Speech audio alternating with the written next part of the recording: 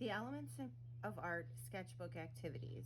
These include line, color, shape, value, form, space, and texture. The elements of art are the backbone of anything that you make.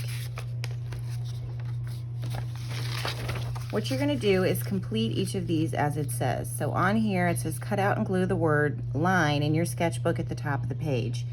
You can draw it fancy if you like. Experiment with lines as you think about these words.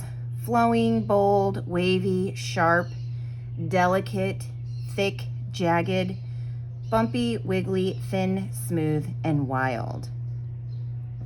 I want you to think about that words, and as you're drawing them, describe the line quality of the work. So for instance, with flowing.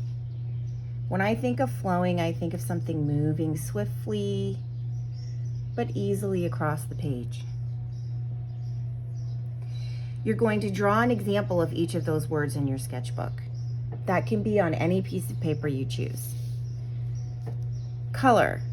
The color wheel is made up of your primary colors of yellow, blue, and red, your secondary colors of green, violet, which is purple, and orange.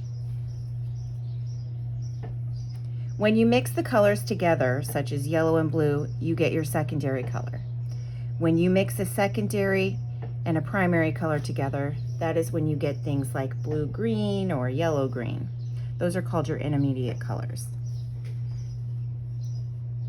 You're going to make a color wheel later. For now, think about the color complements. Complements are colors that are across from each other.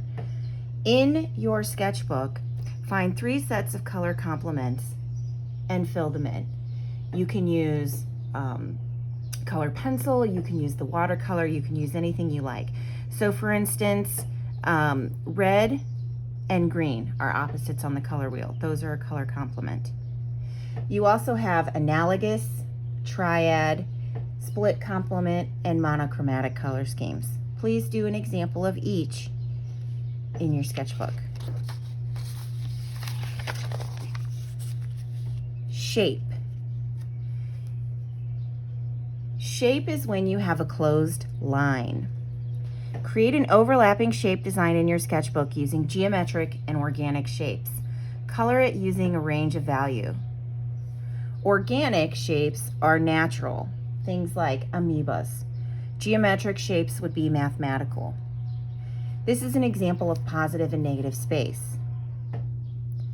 What I want you to do is draw a shape and then fill it in, either the shape or the surrounding area. Do that in your sketchbook. Value. Try to match the value of the squares below. You can do this on this page and then cut it out and glue it into your sketchbook. You have 6 pencils of different values that you can do this with. They are 2H, B, HB, 2B, 4B, and 6B. 6B being the darkest. Form. Try turning the following shapes into forms by adding value to match.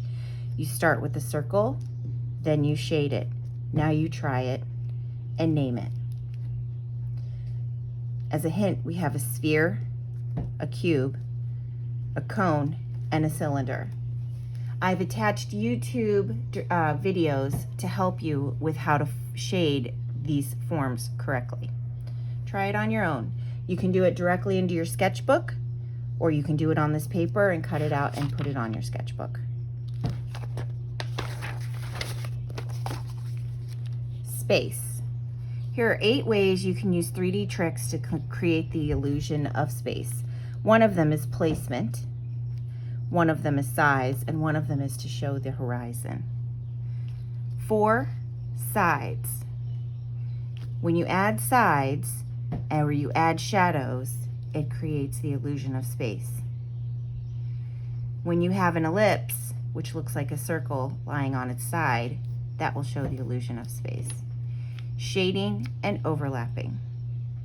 Make a drawing, a quick sketch in your sketchbook that uses some of these tricks. It could be horizon, size, placement, sides, ellipses, shadows, shading, or overlapping. Maybe you can use more than one. Texture. Create some textures below using your pencils. Try something that's in the box like an example. When you're drawing and you're mimicking real life, it is very important. On a new page, create textures with your pencil, a pen, markers, crayons, texture rubbing, or anything that you have available. Think about the following words as you create it.